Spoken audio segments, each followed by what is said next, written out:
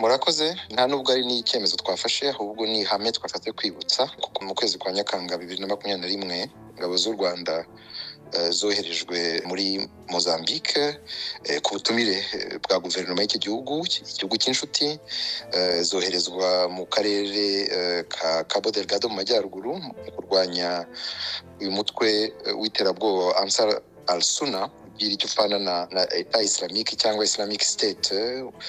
Imyaka 4 ishize bakozaga akazi gakomeye ku buryo abaturage b'abasivili basubiye mu ngo zabo, abanyeshuri basubiye ku ishuri, ubucuruzi bwarasubukuwe ndetse n'ishoramari rikomeye mu bya gaze naryo ryarasubukuwe ryongera aya masosiyete yongera gukora.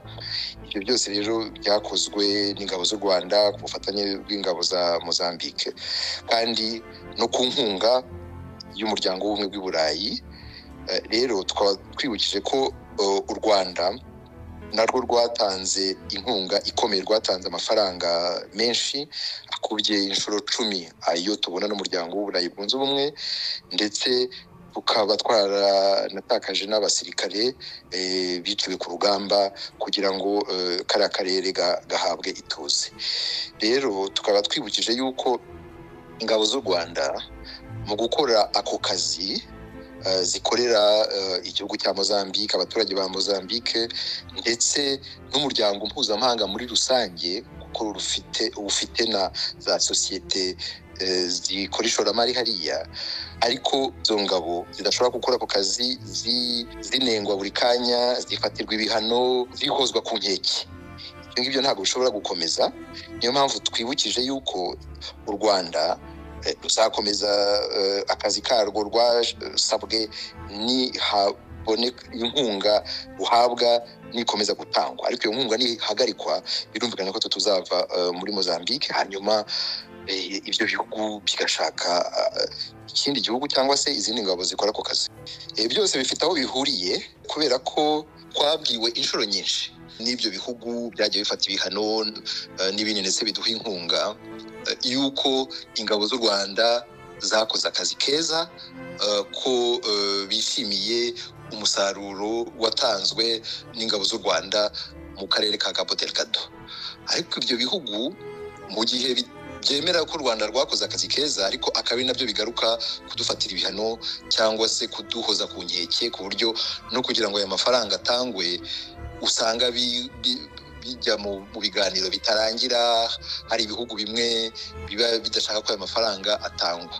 Rero niyo mpamvu tuvuga tuti ni byiza yuko ingabo z'u Rwanda akazi zikora bihabwa agaciro, ntiduhozwe ku nkeke, ntiduhore tubangamirwa, tunengwa ndetse tunafatirwa ibyo bihano. Ngira ngo ni ibintu byumvikana kuko twebwe nk'u Rwanda twemera, navuga accountability, ni ukuvuga kubazwa ibyo ukora. Iyaba ingabo z'u Rwanda ziba zitarakoze akazi keza muri Mozambique hanyuma bakabitunengera, twari kubyumva rwose. Ikibazo ni uko batanatubwira akazi twakoze muri Mozambique, ahubwo batubwira ikindi kibazo kijyanye n'intambara y'Uburasirazuba bwa Congo idafite aho ihuriye n'akazi ko kurwanya iterabwoba dukora mu karere ka Cabo Delgado muri Mozambique. Twebwe twibutsaga ihame rusange, ntabwo byari ibyo kuvuga gusa iyi nkunga umuryango w'Uburayi bwunze ubumwe uduha. Ihame rusange rijyanye nuko ingabo zacu akazi ka RDF mu karere ka Cabo Delgado bigomba guhabwa agaciro. Turabizi ko no mu muryango w'Uburayi bwunze ubumwe n'ibyo bihugu wavuze atari byo bibangamira yuko iyo nkunga idushyikirizwa, hari ibindi bihugu bibibangamira, ariko twebwe ni ihame rusange twibukije ibihugu byose yuko twebwe niba akazi dukora gashimwa ariko kakabangamirwa nabo gakorerwa, ko ibyo bintu bidashobora gukomeza, ko ingabo zacu zigomba guhabwa agaciro. Ariko ibyo bihugu bitaha ingabo zacu agaciro, twe nta kibazo dufite, ntabwo dushaka gutsimbarara kuguma muri Mozambique kuko akazi dukorera tugakorera Mozambique, tugakorera n'umuryango mpuzamahanga. Twebwe rero twiteguye kuva muri Mozambique hanyuma ibyo bihugu bigashaka izindi ngabo zakora tudakora akazi twakoraga. Leta ya Mozambique ni leta y'igihugu cy'inshuti yadutumiye kandi yishimiye n'ibyo dukora. Ngira ngo ikibazo ntabwo ari leta ya Mozambique, ahubwo ikibazo ni abo baterankunga, kuko nibo bafata ibyo bihano, nibo baduhoza ku nkeke, ntabwo ari leta ya Mozambique. Rero twebwe ku ruhande rwa Mozambique n'u Rwanda ubufatanye bwo burakomeza, ariko birumvikana ko buzabangamirwa n'iyo myitwarire y'ibyo bihugu biduhoza ku nkeke cyangwa se bidufatira ibihano. Birumvikana ko ari ibihano tutishimiye, kuko mbere na mbere n'ibihano bidafite ireme kandi bigenewe uruhande rumwe gusa, bitanakemura ikibazo. Mu Cyongereza nabyita ko ari unfair, one-sided na counterproductive, kuko ntabwo ari ubwa mbere n'u Rwanda rufatirwa ibihano ku kibazo cya Congo. Mu gihe cy'intambara ya mbere ya M23 muri 2012-2013 nabwo umuryango mpuzamahanga wari wafatiye ibihano u Rwanda, kandi mwarabibonye ko bitakemuye ikibazo cy'iburasirazuba bwa Congo, kuko n'intambara yasubukuwe imyaka 8 nyuma y'uko irangijwe ku buryo bw'intambara muri 2013. Rero uwo muco wo gufata ibihano, ugafatira ibihano utagomba kubifatira, ntabwo ari byo, kubera ko ikibazo cyo kutubahiriza amasezerano twese tuzi aho gituruka. Twasinye amasezerano y'amahoro ku itariki ya 27 Kamena 2025. Icyo gihe twari twumvikanye yuko dushyira mu bikorwa icyo twise concept of operations, CONOPS, yo kurandura umutwe w'abajenosideri wa FDLR, kugira ngo ingabo z'u Rwanda zikureho ingamba zarwo z'ubwirinzi. Iyo CONOPS twagombaga kuyishyira mu bikorwa mu minsi 90, amezi 3. Ariko nyuma y'uko dushyira umukono kuri ayo masezerano, aho kugira ngo impande zose zubahiriza agahenge, ahubwo twabonye ingabo za Congo zikoresha indege z'intambara, fighter jets, ndetse n'utu tudege twitwara attack drones mu kurasa ibirindiro bya AFC 23 binyuranyije n'ako gahenge, ndetse no kurasa amavirage y'abanyamurenge n'abandi basivili. Ibyo rero ni kunyuranya n'agahenge, ari nabyo byatumye nyine umutwe wa AFC 23 nawe usubiza ibyo bitero. Aho ngaho rero twanabibwiye umuhuza, twabibwiye Amerika inshuro nyinshi, ariko bo bakadusaba ahubwo gushyiraho amatariki, bakatupropose amatariki yo kugira ngo abakuru b'ibihugu bazajye i Washington gushyira umukono ku masezerano rusange. Kuko twebwe icyo twifuzaga na mbere dusinya amasezerano yo muri Kamena nuko iyo CONOPS nimara kubahirizwa, aribwo abakuru b'ibihugu bazahura mu gihe muri context y'amahoro n'umutekano, kugira ngo bashyira umukono ku masezerano y'ubukungu, iriya Regional Economic Integration Framework. Ariko ntabwo ariko byagenze. Abakuru b'ibihugu bagiye i Washington ku itariki ya 4 Ukuboza, mu gihe iburasirazuba bwa Congo hari intambara. Ibyo bitero by'indege bya leta ya Congo ahubwo byarahawe ingufu n'umutwe wa M23 nawo urimo usubiza. Rero naho ngaho ikibazo giturutse cyuko leta ya Congo itubahiriza agahenge, ko leta ya Congo itubahiriza CONOPS yo kurandura umutwe wa FDLR, aho kugira ngo inabikore, ahubwo ikaba yarafashe inzira yo kuorganiza, navuga abanyapolitike bashyigikiye FDLR, harimo cyane cyane umuhungu wahoze ari perezida w'u Rwanda Jean-Luc Habyarimana, ujya muri Kinshasa inshuro nyinshi agahura n'abayobozi ba Congo mu rwego rwo kugira ngo bafatanye mu kubangamira ubuyobozi bw'u Rwanda. Birumvikana ko atari ngombwa kujya muri detaye y'ibyo ngibyo, ariko ikizwi nuko umuhungu wahoze ari perezida w'u Rwanda Jean-Luc Habyarimana ajya kenshi Kinshasa, ntabwo ajyayo mu bikorwa bye bwite nk'uko abivuga, ahubwo ajyayo ku butumire bwa perezida Tshisekedi, akajyayo guhura n'abayobozi mu gupanga ibikorwa byo guhungabanya umutekano w'u Rwanda. Ibyo ni ibintu tuzi, nabyo ni ibintu azi, akaba azi nuko tunabizi. Ibyo ngibyo rero ntabwo ari ibintu bishidikanywaho, bikaba rero binabangamiye ishyirwa mu bikorwa by'amasezerano ya Washington, kuko CONOPS ivuga kurandura umutwe wa FDLR ntabwo ivuga kuwuha ingufu no kuorganiza abayobozi ba politike b'uwo mutwe.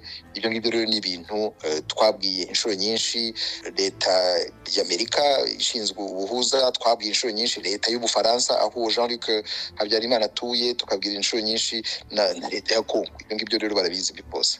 Ntabwo gushyigikira FDLR kwa leta ya Congo bijyanye gusa no kwakira cyangwa se gufatanya n'uwo Jean-Luc Habyarimana, ahubwo binajyanye n'ubufatanye bugaragara hariya kuri terrain iburasirazuba bwa Congo mu bikorwa bya gisirikare, ndetse nk'uko mubizi ingabo za FDLR zikaba zarinjizwe mu ngabo za Congo. Ibyo ngibyo ni ibintu bikomeje kandi bibangamiye amasezerano twashyizeho umukono. Rero nk'uko CONOPS bivuga, leta ya Congo igomba kurandura uyu mutwe wa genocidaire wa FDLR, hanyuma u Rwanda rukavanaho ingamba z'ubwirinzi rwashyizeho. Bivuze rero ko mu gihe uwo mutwe utararandurwa, izo ngamba z'ubwirinzi zitazakurwaho, kuko impamvu zatumye zishyirwaho ntaho zagiye. Umwaka ushize wa 2025 hashyizwe umukono ku masezerano abiri y'ingenzi. Hari ayo masezerano navugaga yo ku itariki ya 4 Ukuboza yashyiriweho umukono i Washington, amasezerano y'amahoro mu cyongereza yitwa Washington Accords for Peace and Prosperity, no kuvuga amasezerano ya Washington agamije amahoro n'uburumbuke niko nabyita. Hanyuma i Doha naho hashyirwaho umukono amasezerano hagati ya guverinoma ya Congo n'uyu mutwe wa AFC 23 ku itariki ya 15 Ugushyingo. Amasezerano navuga rusange, framework agreement, yashyizeho za protocole 8 zo kuzaganiraho kugira ngo impande zirebe ko zarangiza iki kibazo cy'intambara iburasirazuba bwa Congo. Ayo masezerano rero kuri twebwe ni amasezerano meza, kuko ni amasezerano rusange areba ibibazo byose ashobora kurandura ikibazo mu mizi yacyo. Twebwe rero icyo twifuza ntabwo ari andi masezerano cyangwa n'imishyikirano, ni ugushyira mu bikorwa ayo masezerano. Ibyo ngibyo rero bizakorwa impande zose nizigira ubushake bwa politike kuyashyira mu bikorwa. Iyo mvuga impande zose, ndavuga cyane cyane uruhande rwa Kinshasa, kuko nk'uko nabikubwiye nuko nyuma y'uko dushyira umukono kuri ya masezerano muri Kamena ku itariki ya 27 na Kamena, nta munsi udashira iburasirazuba bwa Congo leta ya Congo itarashe ibyo bisasu byo mu kirere. Rero hakeneye ubushake bwa politike mbere na mbere bwa guverinoma ya Congo bwo kumva ko iki kibazo kitazarangizwa n'intambara, ahubwo kizarangizwa no gushyira mu bikorwa amasezerano twagizeho umukono. Hanyuma hakaba n'ubushake bwa politike bw'umuryango mpuzamahanga, kuko ikibazo ntabwo ari leta ya Congo gusa, ikibazo ntabwo ari Perezida Tshisekedi gusa, ahubwo ikibazo kiri ku muryango mpuzamahanga ureberera ukareka Perezida Tshisekedi akomeza kubangamira aka gahenge, aya mahoro, akoresha ibi bisasu, kandi bose babizi, babireba, bakabyemera. Hanyuma noneho umutwe wa AFC 23 wasubiza, akaba ari bwo uwo muryango mpuzamahanga ukanguka ukanenga AFC 23, ukanenga u Rwanda. Ibyo rero ntabwo bigomba kuzamukomeza nihataba ubwo bushake bwa politiki bwa leta ya Congo, nihataba ubushake bwa politiki bw'umuryango mpuzamahanga wo kubaza cyangwa se gushyira igitsure kuri leta ya Congo. Bizagorana kugira ngo amahoro agaruke mu karere. Nkuko mwumva rero ni Minisitiri w'Ububanyi n'Amahanga w'u Rwanda Olivier Jean Patrick Nduhungirehe, aho yavugaga ku bibazo bitandukanye bigezweho magingo aya. Ni ibibazo bijyanye n'ingabo z'u Rwanda ziri muri Mozambique, ubutumwa bw'ingabo z'u Rwanda, ndetse n'ibindi bibazo bitandukanye bya diplomasi, yaba gufatira u Rwanda ibihano n'ibindi bibazo bitandukanye. Ibi ni ibisubizo rero yasubije umunyamakuru Venuste Nshimiyimana, aho yamubazaga ku bijyanye n'ikibazo kigezweho n'ibibazo byose bitandukanye bigezweho muri diplomasi y'u Rwanda ndetse na mpuzamahanga, by'umwihariko ku byo Minisitiri w'Ububanyi n'Amahanga w'u Rwanda Olivier Jean Patrick Nduhungirehe yashoboraga kuba yasubiza. Ngira ngo murabyumviye neza cyane bijyanye n'inkuru maze iminsi mbagezaho, ndetse ndakomeza kugenda nzibagezaho nk'ibisanzwe. Ni Pilot News TV, mukomeze mane nanjye, ndabakunda cyane.